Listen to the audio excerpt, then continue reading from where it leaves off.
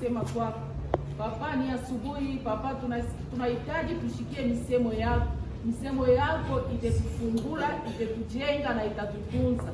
Ndio kwa maana hii wakati na hata mtumishi wako ndani ya mikono yako mfano, umchaze na uwezo wa kwako, aseme vile ajasema, atangaze neno lako mpaka vile alipokelee.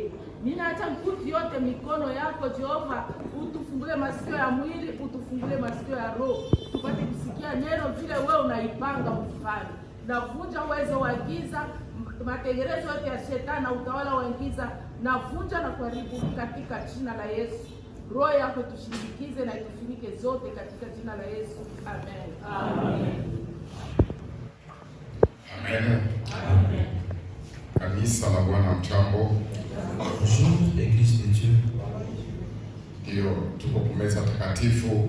Bien, nous sommes devant la table sainte. Ingawa tuna muda mrefu, bien que le temps imparti est réduit, tutaenda kwa haraka. Nous allons nous plonger directement. Tunamshukuru kwanza Mungu. Nous bénissons notre Dieu. Kwa hivi anatujalia neema tujikute ndani ya hekalu yake asubuhi ya leo. Et la grâce nous offerte afin que nous nous retrouvions dans son église. Tunashukuru Papa Révérend.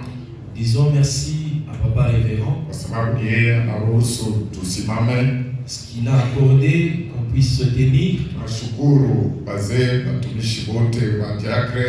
Remercions le collège des anciens, conseil des diacres. Tunabariki taifa la Mungu. Mungu awabariki. Nous vous bénissons, Église, que Dieu vous bénisse. Amen. Tuko katika Injili ya Mathayo. Nous sommes dans l'évangile selon Matthieu, sura ya 4, chapitre 4. Tunaanzia kwa mstari ya 12 hadi mstari wa 17. Versets 12 à 17, nous lisons la parole de Dieu. Jésus, ayant appris que Jean avait été livré, se retira dans la Galilée. Il quitta Nazareth et vint demeurer à Capernaum, situé près de la mer, dans le territoire de Zabulon et de Nephtali, afin que s'accomplisse ce qui avait été annoncé par Ésaïe le prophète. Le peuple de Zabulon et de Nephtali, de la contrée voisine, de la mer, du pays au-delà du Jourdain et de la Galilée de Conti. Ce peuple assis dans le ténèbre a vu une grande lumière, et sur ceux qui étaient assis dans la région et l'ombre de la mort, la lumière se levait. De ce moment, Jésus commença à prêcher et à dire: répondez-vous, car le royaume des cieux est proche. Comme il marchait le long de la mer. Swahili kama unaweza kusoma mpaka mstari ya 17 itakuwa mzuri. Swahili, si vous pouvez lire le verset 17, ça serait mieux. Amen. Amen. Ndio tunasikia usomi. Nous venons d'auditionner la lecture. Tulianzia kwa 12 kwa ajili ya kila mmoja apate kufahamu ni nani ambaye tunazungumzia maneno haya. Nous avions commencé au 12e verset pour que nous puissions savoir qui est l'auteur de ce que nous sommes en train de parler.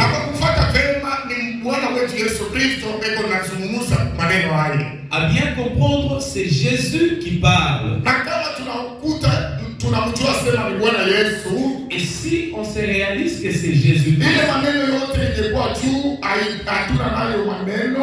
tout ce qui est au début, cela nous importe peu.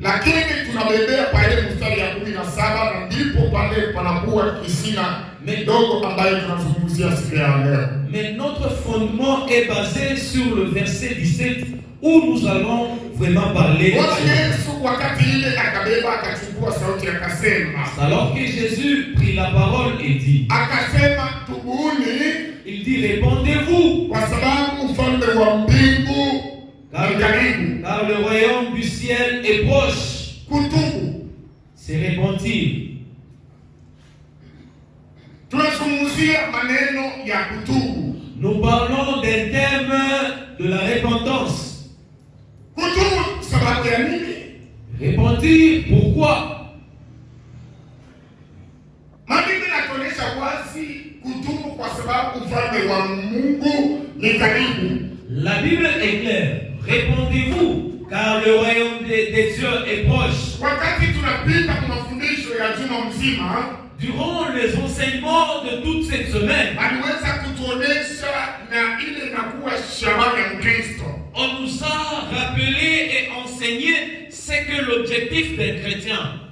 Ile shabaha ya Mkristo, l'objectif d'un chrétien, ni kwenda kupata kuingia katika uzima wa milele. C'est d'aller d'hériter la vie éternelle. Kama unajua sema shabaha yangu mimi Mkristo ni kurithi ufalme wa mbingu. Si vous parvenez à vous rendre compte que mon objectif est d'aller hériter le royaume des dieux, kuingia katika uzima wa milele, c'est-à-dire entrer dans la vie éternelle. Sasa amaingi yake emo kuingia kwa sababu kunakuwa na kanuni. Alors on n'y entre pas comme ça, comme si c'était vainement, mais on y entre avec des principes. Wale wanastahili kuingia katika ufalme wa Mungu, ceux qui méritent d'accéder dans le royaume des dieux, ni wale watu wenye kujitengeneza vizuri. Ce sont ceux qui s'apprêtent convenablement. Kwa sababu maandiko yanasema, car la Bible nous dit, heri wale wanafua makanzo yao, heureux ceux qui lavent leur robe katika damu ya mwana-kondoo, dans le sang de l'agneau, kwa sababu wale watapewa ile mamlaka ya kula katika mti ya uzima. Car ce sont eux qui auront cette opportunité d'aller dans la vie éternelle. Wakati hii Bwana Yesu anaanza kufundisha, anasema tubuni kwa sababu ufalme wa mbingu ni karibu. C'est pendant que Jésus commença à enseigner que répondez-vous car le royaume des cieux est proche. Mtumishi wa Mungu, ô serviteur des cieux, wakati tuko naishi, le temps que nous sommes en train de vivre, ni wakati ya mwisho, on doit se rendre que c'est un temps éphémère. Na tunaanza kukaribia, on s'approche kuenda kufika mwisho ya vitu vyote, pour arriver au bout de toutes choses. Kule tunatoka ni mbali, d'où nous venons c'est loin, lakini kule tunaenda ni karibu. Mais d'où on s'approche c'est près. Kama tunaanza kwenda karibu, si on est prêt, Bwana Yesu anaanza kusema na wale waliweza kuzunguka. Jésus parlait à ceux qui étaient tout autour de lui. Akawaeleza sema tubuni, en disant répondez-vous. Kutubu c'est répondre. Inakuwa ni élément ile inasaidia mtu. Ça signifie que c'est un élément qui permet à l'homme akaribie Mungu, de s'approcher de Dieu, ampendeze Mungu, de plaire à Dieu, na kuwe na ile accès ya kuingia ufalme wa mbingu, afin d'avoir accès au royaume de Dieu. Alléluia. Amen. Ingawa tuko kumeza takatifu, bien que nous sommes devant la table sainte, ule Bwana Yesu alisema fanyeni hivi kwa kunikumbuka. où le Seigneur Jésus a dit faites ceci en mémoire de moi. Utasikia maandiko yanaweza kuonesha kwamba, vous verrez la parole vous dire ceci. Ukasoma Wakorintho wa kwanza 11 kuanzia hapa 28. Lisez 1 Corinthiens chapitre 11 verset 28 à 29. Chapitre 11 verset 28 à 29. Biblia inaanza kusema, la Bible nous dit, ya kwamba kila mmoja mbele ya kukaribia, et chacun de vous avant de s'y ajichunguze, qu'il s'observe. Na kama wanasema kujichunguza, si on dit question de s'observer, kusema mtu ajiangalie moyo wake, c'est-à-dire revoir ce qui est dans son cœur. maneno ya kutubu, s'il y a quelque chose qu'il faut arranger, atubu mbele ya kukaribia, qu'il se répond avant de s'approcher, baadaye akaribie, et par après il peut participer. Asema mjihukumu, que vous devrez vous condamner. Jugez-vous pour ne pas être jugé. Jugez-vous pour ne pas être jugé. Kama unajihukumu, si vous vous jugez, hakuna mtu atakuhukumu. Personne ne sera là pour vous juger. Ces années, mtu wa dunia, ce sont le moment l'homme de cette terre anaanza kuona Mungu ya kwamba ni Mungu ule anaweza kukatiwa midomo. Comment est-ce que Dieu peut être corrompu? Lakini Mungu, Cependant, Dieu hakati wake midomo, n'a jamais été corrompu. kile kinaweza kukata midomo Ce qui peut peut-être le corrompre, ni toba yako ile utaomba kumfuatilia. c'est le fait de demander pardon et se repentir devant lui. Kama unaomba Mungu, Si vous vous répondez, Mungu inapasa unamweza. là vous fragilisez les choses. Kwa sababu yeye pekee anasema tubuni. Parce que lui-même il dit, répondez-vous. Kusema wakati mtu anajichoka mwile njia ya kutubu, C'est-à-dire en empruntant le ule chemin de la mtu réponse. anakuwa na uhuru ya kuingia Là, sasa. il a eu l'accès de passer par ce chemin. Haleluya.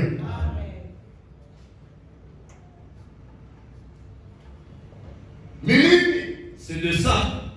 Ni nini ile moyo wako ama maisha yako ile unatubia mwini hapa hii? Qu'est-ce que ton cœur est en train d'entreprendre en ce moment? Kwa sababu ufalme wa Mungu ni karibu. Parce que le royaume de Dieu est proche. Kama ufalme wa Mungu ni karibu, Si le royaume de Dieu est proche, ni yeye kutengeneza. il est mieux de s'entretenir. Tengeneza maisha yako na Mungu. Prépare ta vie avec ton Dieu.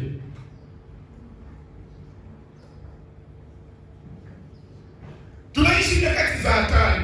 Nous passons des moments terribles Ile mtu wote eko natafuta aweze maisha. où chaque personne est en train de chercher à construire sa vie.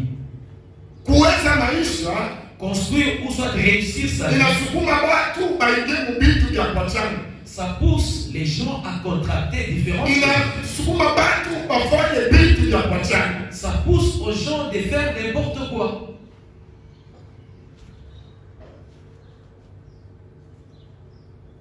Kama kwa kupata pesa inapendeza kuingia mubitu fulani juu upate ile akse ya kupata pesa na wewe akutaki asema ni mtu.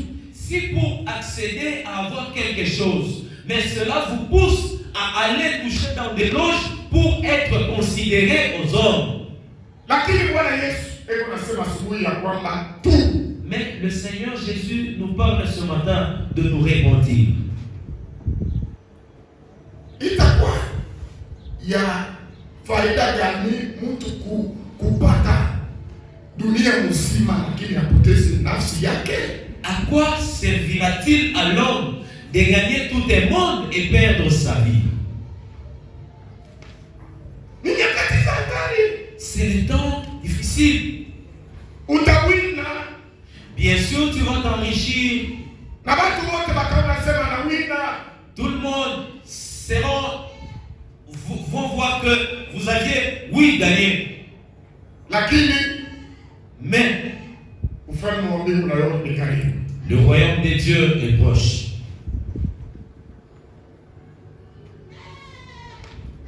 Kumbuka mtajiri na Lazaro. Rappelez-vous du riche et Lazare. Tengeneza maisha yako wakati unaishi mzima. Arrange ta vie pendant que tu es encore sur terre. Bwana Yesu aombe pesa. Le Seigneur Jésus n'a pas besoin d'argent. Bwana Yesu atafute chochote. Le Seigneur Jésus n'a pas besoin de quoi que ce soit. Lakini anatafuta tu moyo wako. Mais il demande à ce que ton cœur. Na ndio pale unasikia maandiko katika Maombolezi inaanza kuonesha kwa sura ya 3 na mstari ya 13. Voilà que Lamentation au 3e chapitre verset 19 nous dit 3:9 disons. Asema kama kuko mtu ule iko natafuta kujiblendre, hata kujiblendre juu ya maisha au kujiblendre juu ya mtu mwingine. Amen. Lakini kama unapenda kujiblendre, si tu veux te plaindre, ujiblendre juu ya dhambi yako mwenyewe. Fais-le pour ton péché uniquement. Na kama unajiblendre juu ya dhambi, si tu le fais uniquement pour ton péché, ikusukume kukutubu. Mais non, que ça t'amène à te repentir. Asema bali ni kukaribia bila kustahili, que ceux qui s'approchent intimement banakula hukumu yao wao wenyewe. sont en train de consommer leur jugement personnel. Na vitu mbili inasaidia mtu afikie mkutubu. Et deux choses qui permettent à l'homme de se repentir. Inakuwa ni unyenyekevu, c'est l'humilité na utiifu et l'obéissance. Mtu kama hajinyenyekeza, hajui kujinyenyekeza, si la personne ne sait pas humilier, ni kusema ni mtu anapenda kujinua. Au contraire, ça veut dire que c'est un orgueilleux. Mtu ule anashindwa kutii.